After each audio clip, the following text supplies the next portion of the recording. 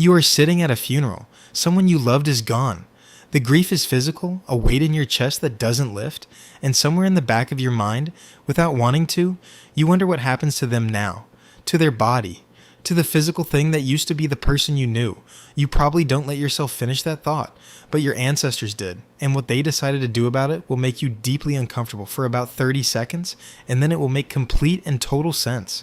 Because ancient humans ate each other, not all of them, not always.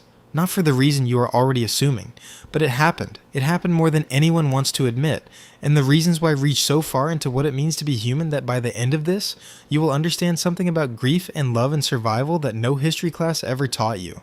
Let's get the obvious assumption out of the way immediately. When most people hear the word cannibalism in the context of ancient humans, they picture something savage, mindless, the absence of civilization. They picture a group of people who hadn't figured out better options yet, eating each other because they didn't know any other way. That picture is almost entirely wrong, and the archaeological evidence that dismantles it has been building for decades, collected from sites across Europe, Africa, Asia, and the Americas, painting a picture of cannibalism that is far more complex, far more human, and in some cases far more recognizable than anyone expected. Let's start with the oldest confirmed evidence. In 1994, archaeologists working at a site called Grandolina in the Atapuerca Mountains of northern Spain made a discovery that genuinely shook the field. They found the remains of at least 11 individuals, early humans belonging to a species called Homo antecessor, dating back approximately 800,000 years. These remains were not buried. They were not arranged with any sign of reverence. They were mixed in with the bones of deer and bison, in the same deposits, bearing the same marks. Cut marks from stone tools, percussion fractures from bones being smashed to extract marrow. The same processing signatures you see on any animal that was hunted, butchered, and consumed. Researcher Eudald Carbonell at the Universitat Rovira Tonyaa Virgili led the analysis and concluded that what they were looking at was nutritional cannibalism. These early humans were eating other early humans the same way they ate everything else. For food. Because they were hungry. Because survival required protein and calories, and in that moment, at that site, 800,000 years ago, this was the available option. Now here is where you have to resist the urge to look away, because that conclusion sounds horrifying through a modern lens. But try to put yourself in that world for a moment. These were not people with grocery stores. They were not people with agriculture or preserved food or any of the supply chains we take completely for granted. They were people for whom hunger was a constant physical reality, not an inconvenience but an existential threat. And in that world, the distinction between the body of a hunted animal and the body of a dead group member was not the moral absolute it is for us. It was a resource question, a survival calculation. One that, under sufficient pressure, some groups answered in ways that modern humans find deeply unsettling precisely because we are fortunate enough to have never faced the same calculation. But nutritional cannibalism, eating the dead because you are starving, is actually not the most common or most interesting form of ancient cannibalism the archaeological record reveals. It is not even close, because beginning around 100,000 years ago, something changes in the evidence. The bone processing starts appearing in contexts that look less like emergency starvation and more like deliberate ritual. And this is where the story gets genuinely fascinating. In 2015, researchers studying the Neanderthal site of Goyet Cave in Belgium, led by Hélène Rougier at California State University Northridge, published findings that sent ripples through paleoanthropology. The bones of at least 5 Neanderthal individuals showed clear evidence of processing: defleshing, marrow extraction, bone polishing. But the context was different from Grandolina. These bones were also used as tools. Some were shaped into retouchers, implements for refining stone tools. The Neanderthals were not just eating their dead. They were incorporating the physical remains of their dead into their material culture.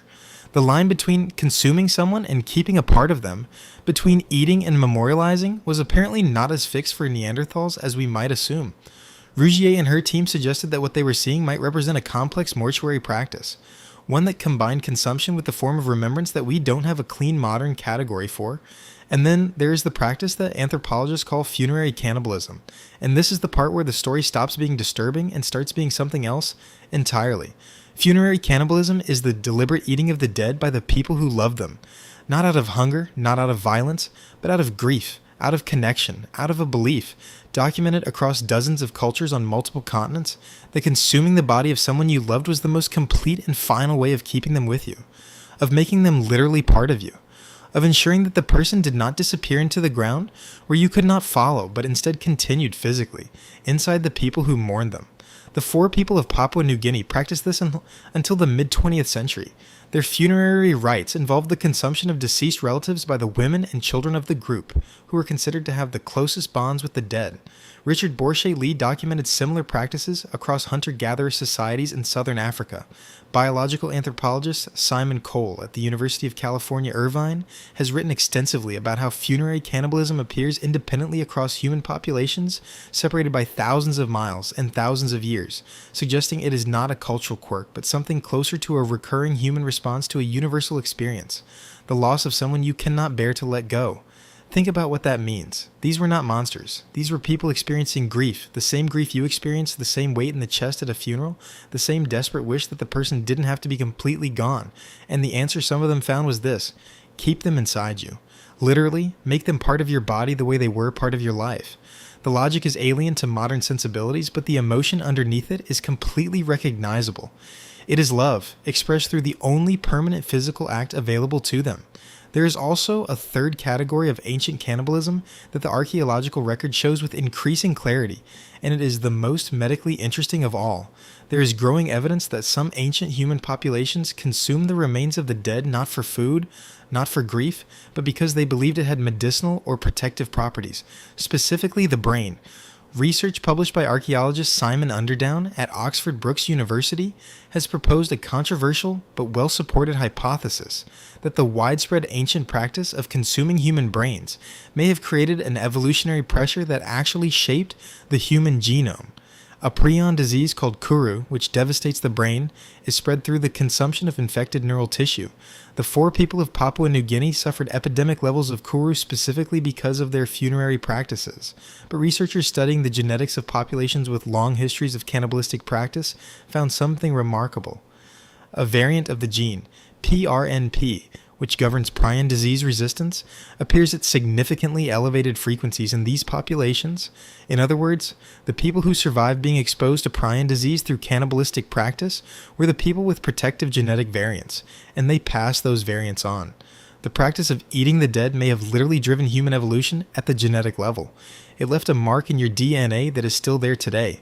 By the time anatomically modern humans, our direct ancestors, are making their way across the world, the picture of cannibalism in the archaeological record is no longer simple. It is layered. It is context dependent. It includes survival, ritual, grief, medicine, warfare, and probably motivations we do not have clean categories for. The distance between you and this chapter of human history is not as large as the word itself makes it feel. It never is. If this messed with your head a little, hit that like button and subscribe. I have linked another video right after this one that you will not want to miss.